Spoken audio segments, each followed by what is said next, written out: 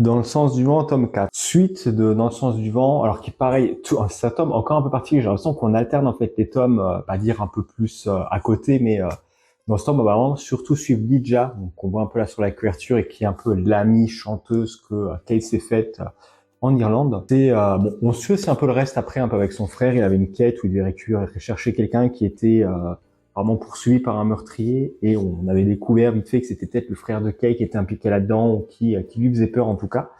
Il va trouver la personne, il va se dire tiens, effectivement, ça a l'air de ça vient peut-être de ça vient peut-être de mon frère, même s'il se dit non mais c'est pas possible, mon frère il est super gentil, ça se peut pas que ce soit lui, c'est peut-être une coïncidence ou autre chose.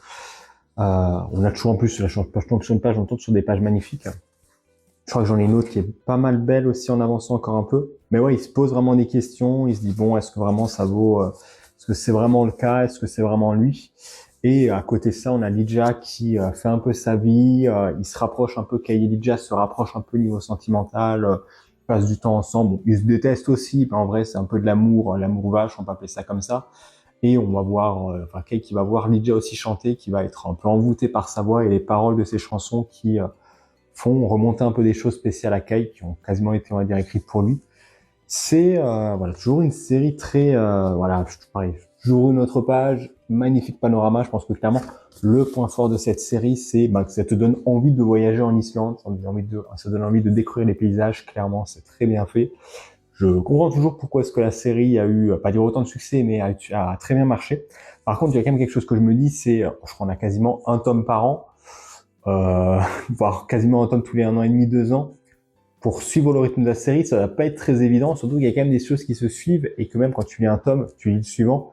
J'ai l'impression, en tout cas pour moi sur les tomes que j'ai lus, que, on va pas dire on passe du coq à l'âne, mais genre, tu termines une situation à la fin d'un tome, tu commences sur une autre tome, genre t'as une petite ellipse de quelques mois et limite on fait même plus référence au passage qui s'était passé, on fait référence un peu plus tard. Bon, c'est une manière de faire, mais allez, pourquoi pas, ça permet d'avoir des tomes un peu plus uniques, on va dire, qui ne sont pas forcément obligés de lire le précédent pour s'en rappeler ou pour l'apprécier. Tu peux apprécier le tome en le lisant de manière indépendante en lui-même. C'est une qualité comme un défaut. Après, ça dépend comment est-ce que les gens le prennent. Mais voilà, à peu près le contenu de ce tome.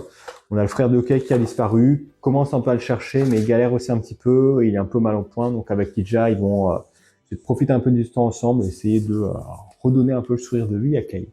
Et toi, t'en penses quoi?